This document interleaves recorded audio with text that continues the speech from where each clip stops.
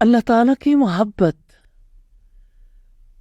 اس سے امید رکھنا، اس پر توکل کرنا، اس کا خوف رکھنا، یہی وہ کام ہیں، یہی وہ اعمال ہیں جن کو دنیا کی جنت کہا جاتا ہے۔ اللہ تعالیٰ کی محبت جیسی کوئی دوسری نعمت نہیں۔ کسی شاعر کا قول ہے، عربی زبان کے اشعار کا ترجمہ ہے، اے وہ ذات کہ جس کے ذکر سے دل مانوس ہوتا ہے، تو ہی وہ ذات ہے کہ جس کے سوا میں کسی کو نہیں چاہتا۔ کتنی راتیں اور زمانے بیت گئے اس کی قید میں، لیکن تیری محبت اسی طرح دل میں تازہ اور نئی ہے۔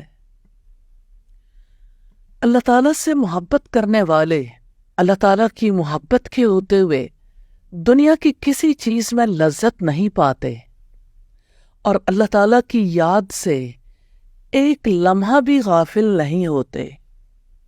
اللہ تعالیٰ کا ذکر انسان کے لیے سب سے بڑی دولت ہے۔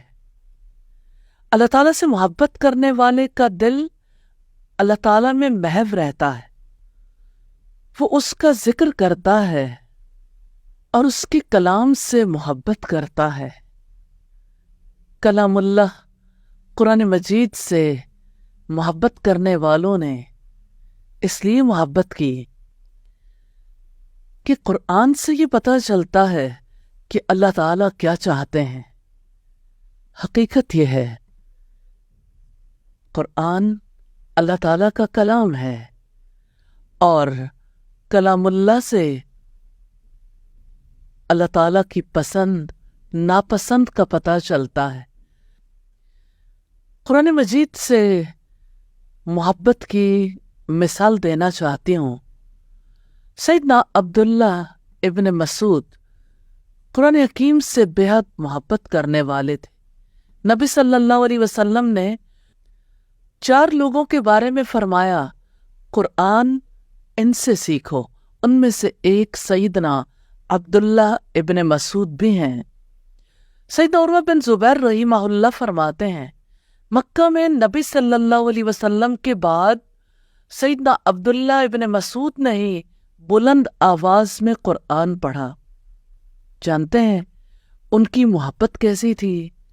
سیدنا عبداللہ ابن مسعود فرماتے ہیں، واللہ الذی لا الہ غیرہ، اس اللہ کی قسم جس کے سوا کوئی معبود نہیں، کتاب اللہ کی جو بھی سورت نازل ہوئی ہے میں اس کے متعلق جانتا ہوں کہ وہ کہاں نازل ہوئی، اور کتاب اللہ کی جو بھی آیت نازل ہوئی ہے میں اس کے متعلق جانتا ہوں کہ وہ کس کے بارے میں نازل ہوئی ہے۔